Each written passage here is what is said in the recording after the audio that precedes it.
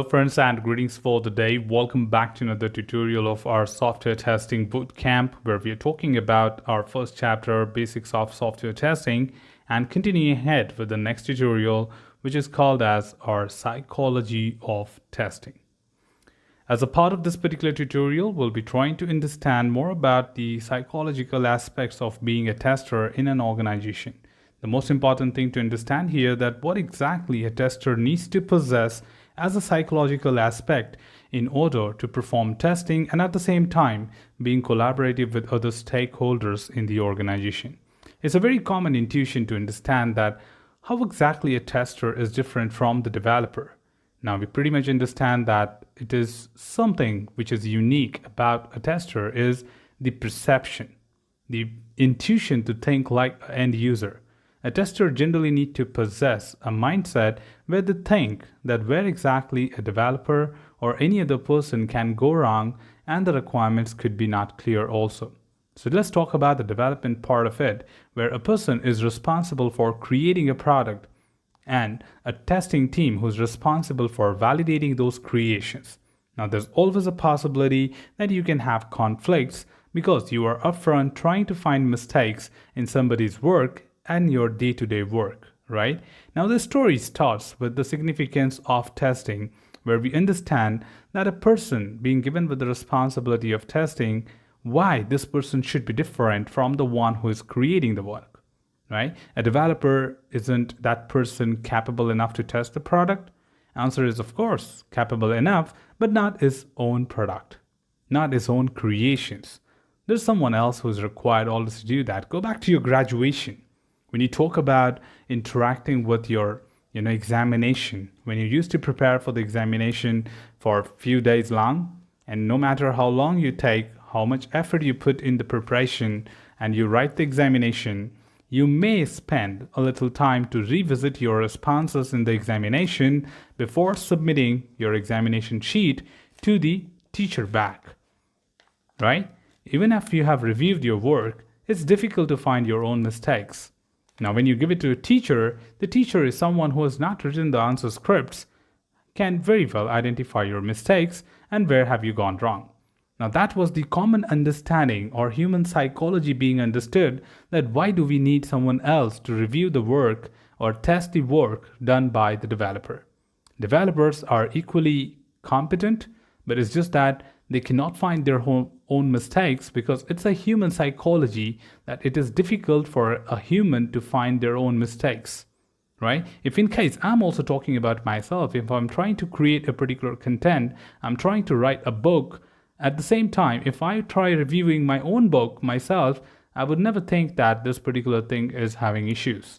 I should always prefer to have few other people to go through my book and understand and let me know where are those things where I have gone wrong.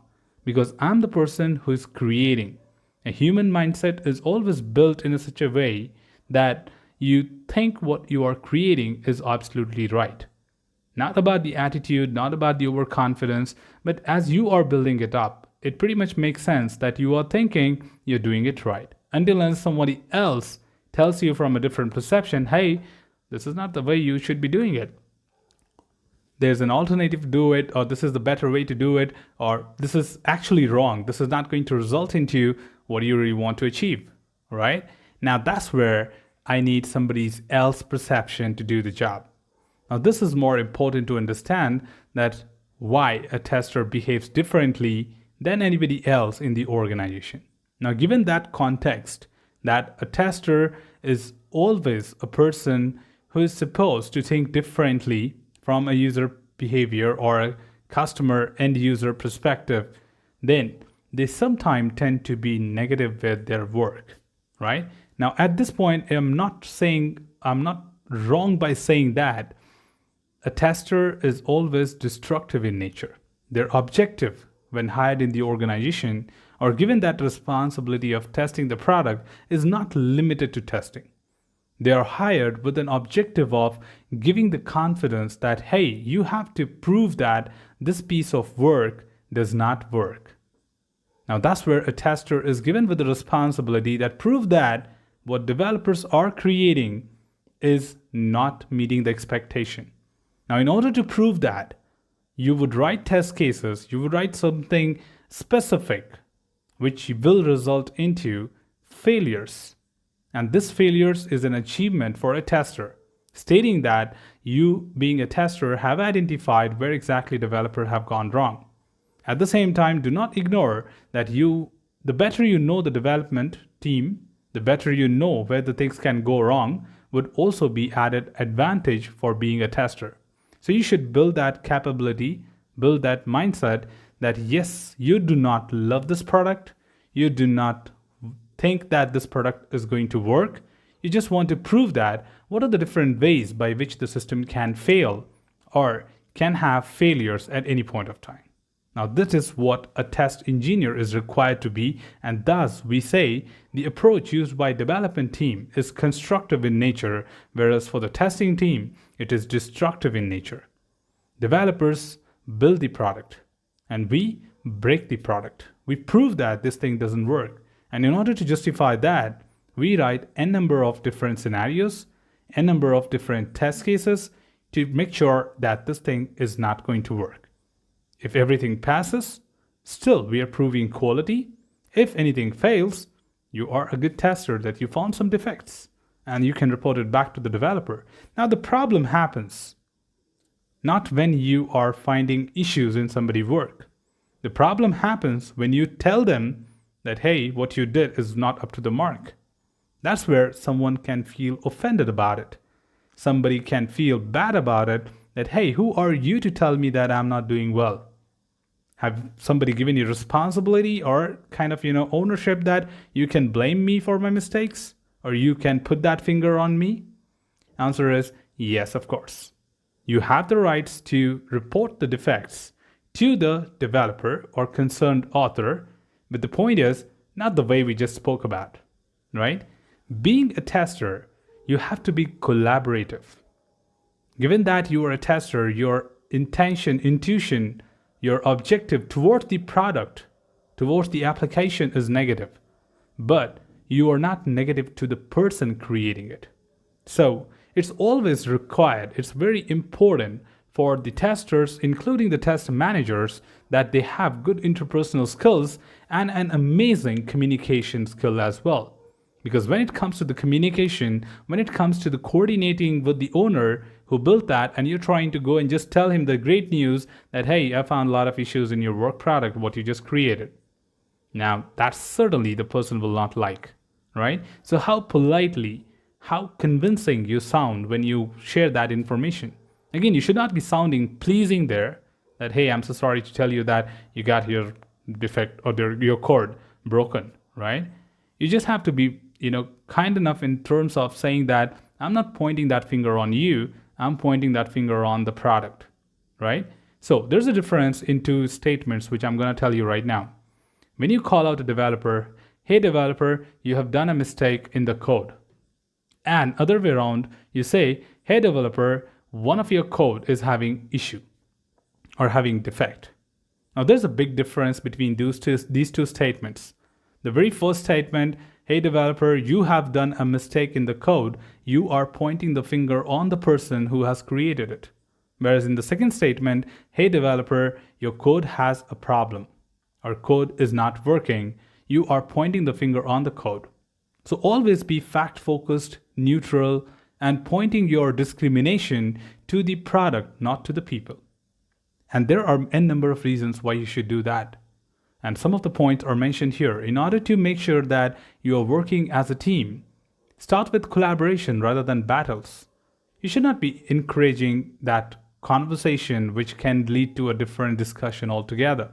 You should always look forward to have a collaboration between these two different teams who are working against each other. You should be letting the development team know that, hey, this is our job to prove the quality of the system, so we are looking forward to find as many issues as possible, but we are not blaming you for that.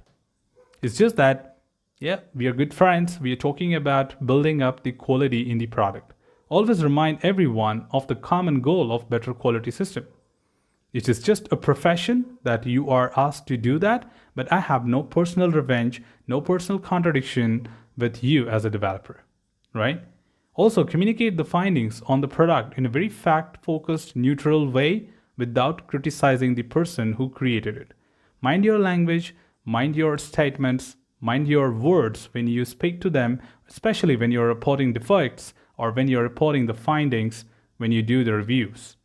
Because if in case it hurts, they may feel bad and they can react for it. And that's where you should try to understand how the other person feels and why they react as they do. Put yourself in that shoes and see if you are getting this statement, if you are getting this email, what will you feel about it? If you're going to feel bad, think about the same person. That even that person will feel bad if I'm writing something like that, right? So control your emotions there. Turn about your words, put them in a more significant professional manner without criticizing the person. And finally, confirm that the person has understood what you have said and vice versa. The most important thing to understand here is that a lot of the time it happens you tried communicating something to the other person who is a different team, maybe co-located or maybe distributed, doesn't make a difference. But when you talk about writing written communications, the things can be misguiding. They may misunderstand what you wanted to comment or what you wanted to communicate. So always take an acknowledgement. Hey, did you understand what I was trying to ask you? Did you understand what I was trying to say? Take an acknowledgement. If they say, yeah, I understood, this is what you said, right? And this is what I'm supposed to do. That's just a small step to make a clarity that the person understood what you said. And the same thing, you do it from your side when somebody else is trying to communicate to you. You acknowledge that, yes, this is what I understand when you're saying this. And if they say, okay, that's great, you are clear with the communication gaps, right? No more conflicts, no more misunderstandings, and you can eliminate a lot of issues there. So putting it up all together, when it comes to the psychology of testing, we are more curious in terms of determining that how you work against another team, but being collaborative. You don't hurt somebody's ego, somebody's self-respect, but at the same time, you are letting them know that you do have a problem which needs a resolution, right? So keeping that context in mind, this is all we had for the psychology of testing, and we would be just stepping into more interesting things thereafter. So stay tuned for that. So that's all from this particular tutorial, team. Should you have anything else, feel free to comment below. I'm always there to address your queries and answer them well. Till then, keep learning, keep exploring, keep understanding the context. Thanks for watching the video, team, and happy learning.